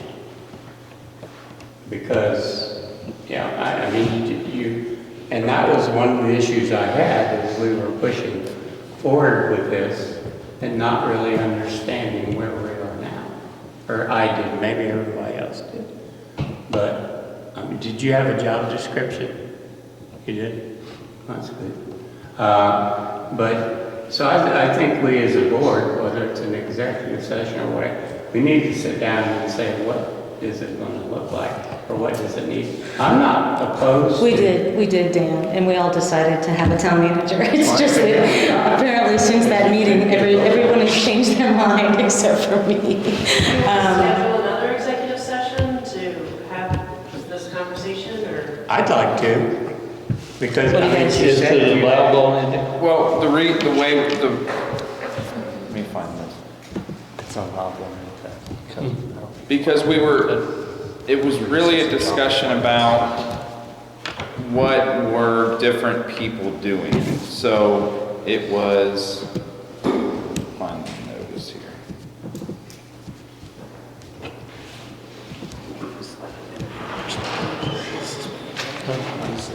Because it was called under to receive information about and interview prospective employees and/or to discuss job performance evaluation of individual employees. Because the idea was if we were going to do town manager, it has to be advertised internally first, and we might interview people to discuss that position. That part, the job performance is what really happened, and we were looking at the job performance of the department heads, and that went with the organizational chart. But just to have an executive session about whether or not the town should have a town manager, I don't think would be something that you could do in an executive session. I agree. And I don't have a problem with having a special meeting or having a meeting where we just do this. I have no problem with that. But I think it's something that we ought to work out, and I don't have a problem doing it in front of the public. I mean, it's their money. I'll make a motion to add it to the next meeting as a starting topic. Okay, is there a second? Yes. So, John seconded, Curtis made a motion to add it to the agenda for the next meeting, and there's a second. What I would like to discuss is that everybody does their homework before we come to this meeting, because again, now we've talked about it 3 times. In the executive session, in the meeting where we approved the task organization with the manager at the top, we've already approved that, and now we've disapproved the ordinance, so we're not being consistent. So I would just like everyone to do their homework and come prepared. And, you know, Jess is only going to be here for a couple more weeks, so I would encourage you to sit with her and talk with her about what she does and all the people she interacts with and before we come, so that you kind of get, and maybe talk to Tim as well. What did Tim do before he went to the utility supervisor? So that we all come extremely informed about what we think is best for the town, and that we stick with that. You know, we don't go back and forth a lot.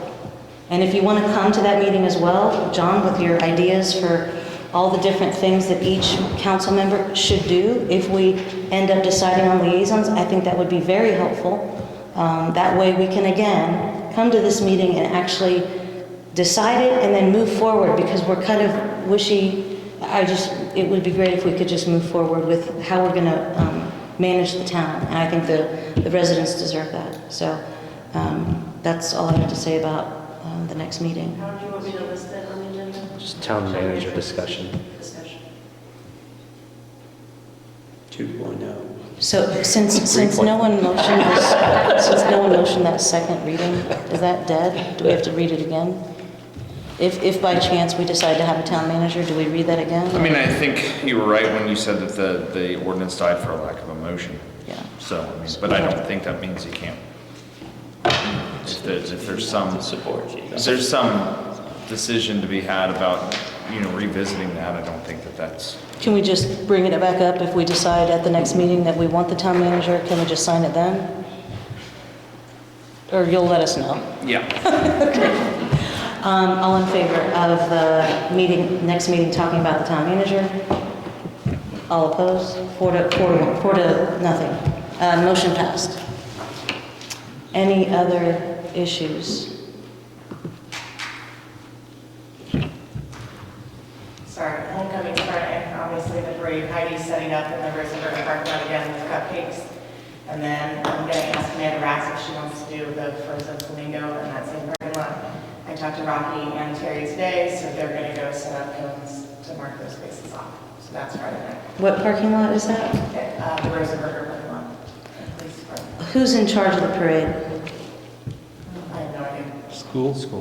The school A submits person's name? a plan. Sorry, somebody asked me, they want to be in the parade. Who do I call? Sorry, who do they call? So a representative from the school submits the plan to the police department, so Terry might have a contact Oh, okay. from the school, but I will just call the high school and ask. Okay. Okay, thanks. Public comments, sorry.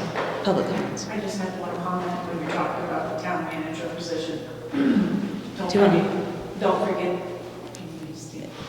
that you just approved the business incubator, so that's going to be something else that is going to be the responsibility of the. Thank you. Thank you. Good tip. Thanks, Shelley.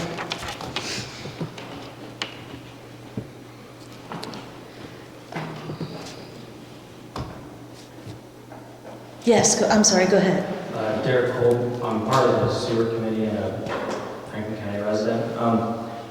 Just wanted to say something about the sewer project. I think the project does need to happen, but it needs to be done the correct way, the right way. And I've been told that if I have any questions or anything, I need to follow the grant agreement or the grant application. So there's one glaring thing in here. Well, there's multiple glaring things, but one thing is for the grant funding. I'll show anybody this is from the grant. It says from the grant fund 3B, the grantee agrees that local and private dollars will be expended by the grantee and the subrecipients for projects funded by this project at a ratio of the grant dollars provided under the grant agreement contained in the plan that is attached to Exhibit C. When you go to Exhibit C, it is a letter from Chantel Anderson from the Reading program, and it says, this project includes an associated match investment involving a total investment of approximately $40 million. $40,464,107. And it says, grantee must provide evidence and compliance with this paragraph upon completion of this plan in a format designed by SEI. So I ask, is there any type of plan or breakdown of when those $36 million worth of land improvements will be done by the end of this grant? Caught me off guard. I wish I would have known this before. I would have done some research. As far as I know, all that we were required to do is provide letters of intent from developers that where the total amount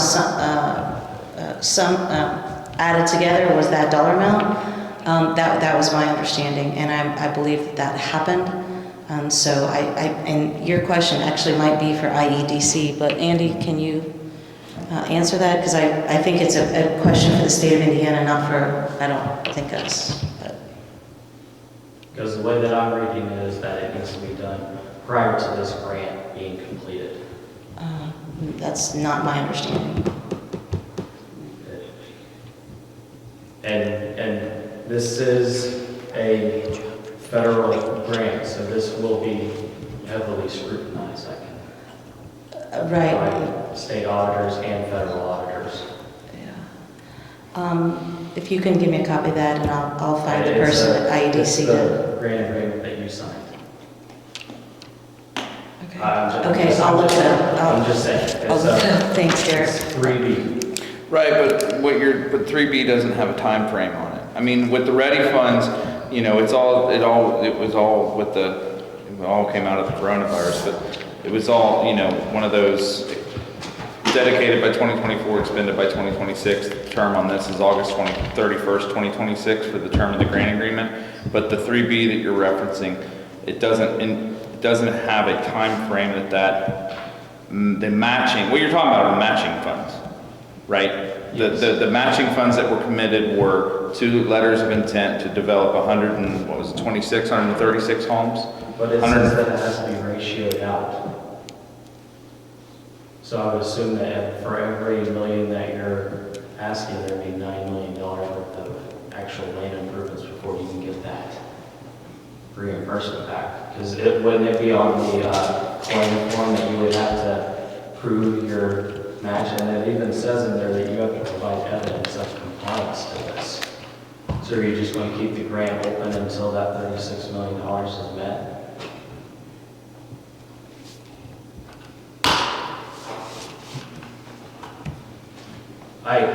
From working in the auditor's office, these grants are heavily scrutinized.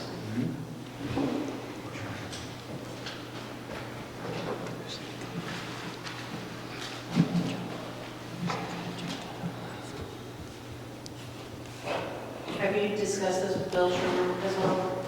I have not. Our representative? But I would assume that he's aware of it because he signed the agreement too. The committee was disbanded when we created the RFPQ committee. Oh, I'm sorry, but he's on that too. Yeah. I seen his name somewhere in That's the right. meetings. But I would assume that he knows it too because, I just didn't know. he signed the conversation agreement with as him well. First, before coming to us, that's why I wanted to ask. I didn't know. Because he seems to have a lot of knowledge about. Well, because they kept saying that like it's just I forget the word that he used, where they said it's just an opportunity to build up there. But it doesn't say anywhere in here of that. It just says that there's matching funds of 36 million. So I'm just saying, like, if by the completion of this, none of this has been met, who would be responsible for that 36 million? But the project timeline that SDI Ready submitted to IEDC did not include the construction of the homes. And it said in there, is expected, that it was expected a number of single-family homes. So what was submitted to the IEDC for approval was a project timeline that did not envision the homes. They were not part of the project. The grant is for the sewer project. And the sewer project would allow the construction of these homes to go forward that couldn't go forward without the sewer project. So the project timeline does not discuss the construction of the homes. It doesn't include the home constructions as So part of it. 36, then why isn't 36 million even in there? As a match, as an expected match.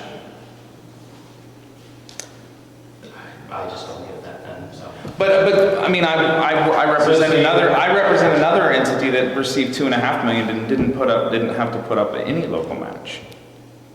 It's for a project that's being partially funded by the state revolving fund and $2.5 million from Ready funds, but there was no local match. So what I'm saying is I don't know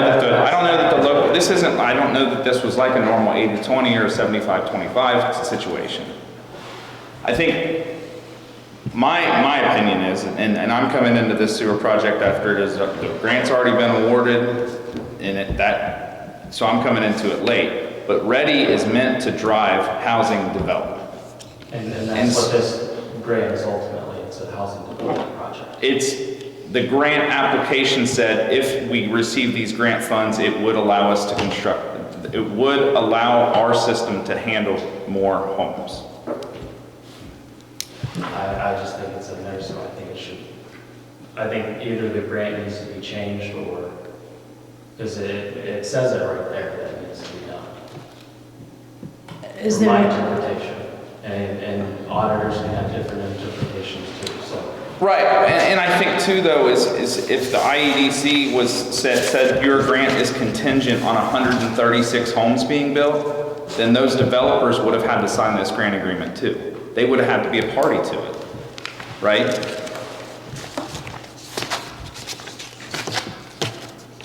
But they're the ones that put the 36 million in there, so. Okay, thank you. I have a question just about, that's county property. Why isn't it a discussion with the town? Because the sewer line would go to the town sewer facility. Yeah, but when we did the Lake District, there was nothing like this involved in funding or anything. They basically just asked for easements and/or, it's coming. And I have real concerns about us being able to handle 200 more houses in that sewer plant. So my fear is in 5 years, somebody will come back and say, we need to build a new sewer plant. And I think there's so many hidden costs to this thing that, as there are to a lot of projects, that it just needs to be understood by somebody. Because none of us that I've seen has really been a lot of open discussion. If you go online, have you watched the initial presentation from Bill Shermer and John Palmer to the town itself? I would encourage you to do that. Just watch it. Just take in what they say, and maybe that might answer some questions for you if you have some time. I mean, to me, it's not a town project. Well, I mean, so that you can, because you said you want people to know about it. That's a place where you can find out more information about it. They summarized it pretty well. Okay. Any other questions from the comments? Speaking of that evening, there were 3 other times that all that changed. So they were here, and they did that first commitment, and then there was another time that Shermer was up here, it changed, and then 2 more times. So you might want to watch more than just that one. Get the popcorn. Yeah, And then, sounds like yeah. So now we have the Reading grant, so we don't have to build homes, and we don't have to worry about saving the schools. That was all the big pitch in the beginning, because the money was to build homes. So now we just have the money. But the big thing here, I think, is there needs to be a plan, and there's been no public hearings, nobody's been informed of anything that's going on, what the next step's going to be. No definitive plan. We're just shooting from the hip. Every time you turn around, it's something different. I think the council needs to decide on what type of a system they want. I've heard a couple of people say they don't want the grinder system in their front yard. So I think that would be easier to try to explain that to people, and also to come up with the same kind of comparison, apples to apples, when those bids start coming in. Let's see, he's talking about the funds. There's been no matching funds, no cash injections, no annexation from the beginning. I mean, all the stuff that was in the original application and in the agreement has not been held up to. We've talked to state agencies, to contractors, other communities, and they say we should be able to tell us right where we should be right now, what's going to happen. And Shermer, that's not where we get the information he's given us in this public position when he stands up here is not the same from one time to the next. And also, can the project actually be completed for $4.5 million? I mean, can it be completed? Is there going to be extra costs? Let's see. The people of Brookville need to question every time what the motives are of some of these people involved in the projects. We also need to question the spending. The pool was $1.2 million over budget. The Zimmer building, $55,000 down the cracker. And finally, what's the benefit? Who's going to benefit from it? So I say that we should put it on hold until there's a plan and we know what's going to happen. That's my opinion.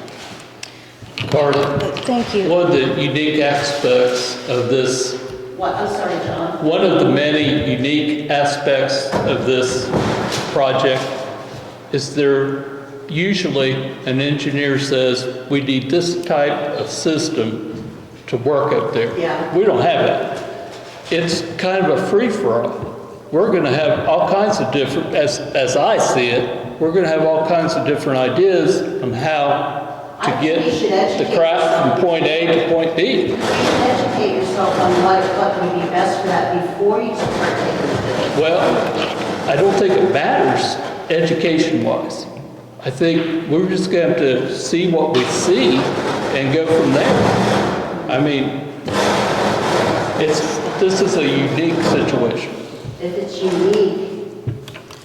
unique, then we really need a plan. I think that all your questions are very valid, and I believe that the town is going to answer all of them, but we haven't gotten any proposals yet. We literally are still waiting for all these engineers to come up with all these ideas so that we can pick which one is best for us, or we can pick none.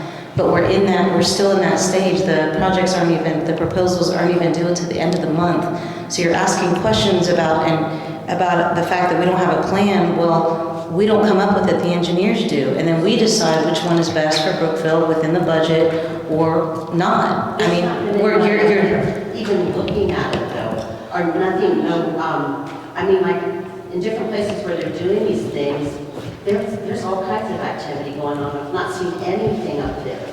I'm sorry, I don't know how engineers work and how they do stuff and how they come up with project proposals, but again, until we get them, we can't say anything because we don't have them yet. I mean, are these things coming to you and going to be here in this room? Are you going to be present when those proposals come in? I'm not sure. With the BOT process, Andy, do you have an idea of how that will look? I thought it goes to the DOT committee. Yeah, so the RFP the responses are due September 29th by 3 p.m. And then the idea was that they would be reviewed by the RFPQ committee, and then that committee would make a recommendation to the council. Okay, and the council is ultimately responsible, right? So would those proposals, let's say we get 2, would we read those in public and let them know? I would leave them, so if they come in Friday the 29th by 3 o'clock, I would just leave them closed and then bring them to the town council meeting on that next Monday and open them there and say we've received proposals from these companies and they're now going to be turned over to the committee for review. Okay.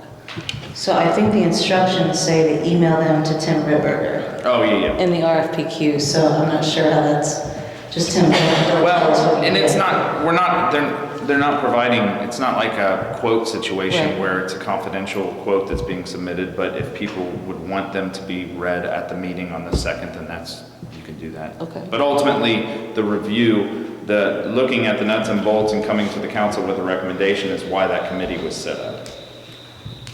I think with the RPQ procedure is that I've answered a lot of questions about that engineers and other firms have asked me about the project, where it's at and everything. I think this is just asking for the firm's qualifications, or whether or not they can do a project of this size and they can come up with their own plan.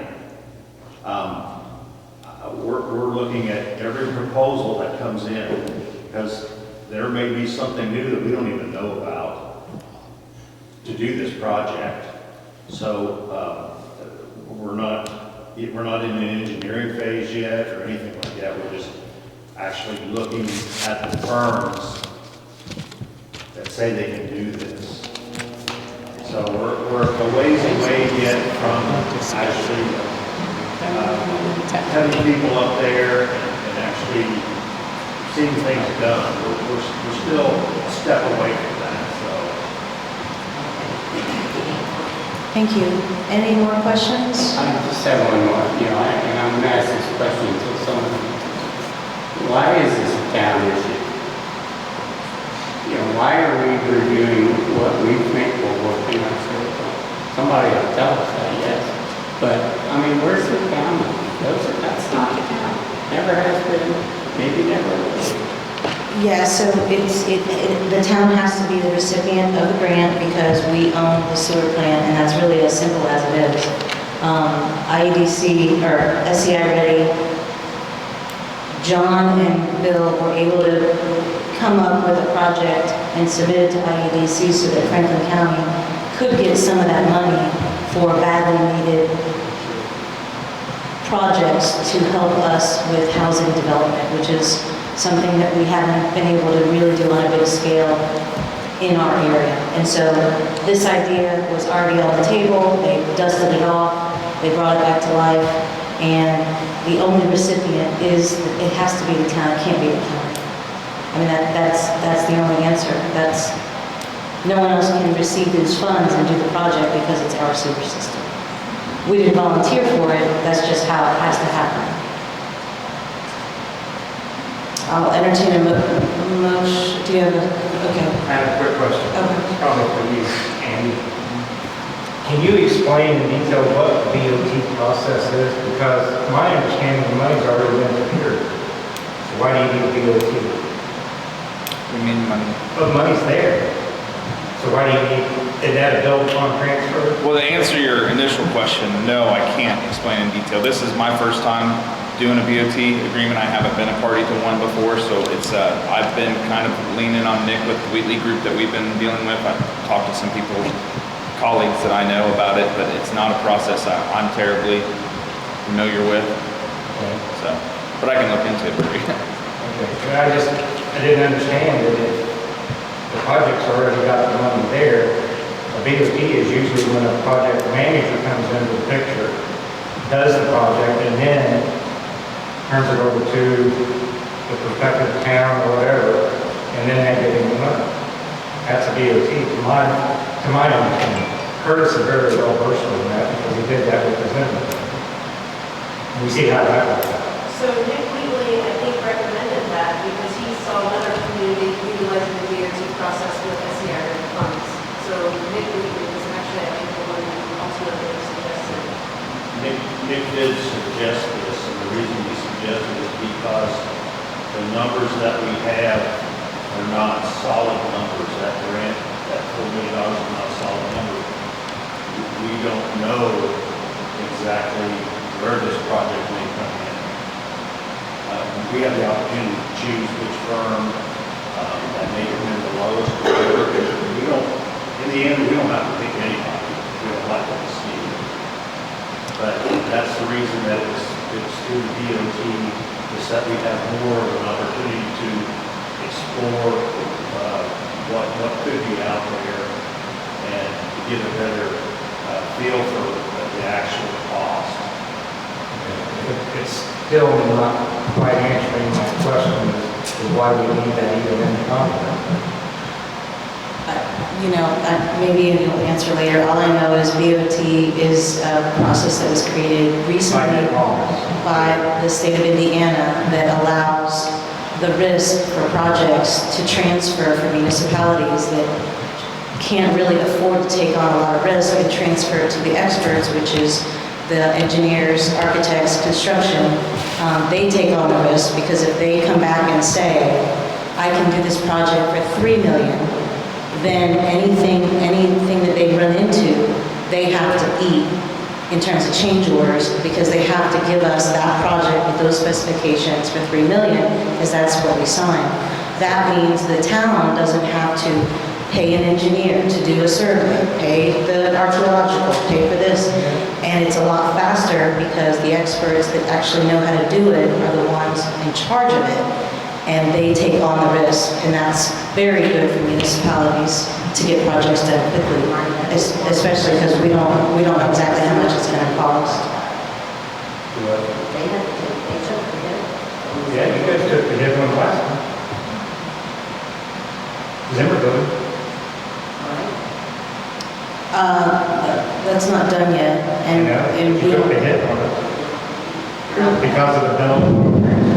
I don't think it was a BOT process in the end. I think that was introduced as BOT, but in the end it was changed because the golf course was bought at the same time. So that's my understanding. But the project isn't done yet, so. I'm just curious because any company that comes in and does this project is going to be bonded. They're going to be liable for anything that they do. I think that's the understanding, is that the company, that's the whole point. It takes the risk out. It takes a risk away from us and puts it on them. This is my understanding. All right, I'm going to give you a call here. try to understand it a little better. I will entertain a motion to, if there's no further business to come before the board, I'll take a motion to adjourn. Motion. Sean made a motion to adjourn. Is there a second? Second. Curtis seconded. All in favor? All opposed? Motion carried.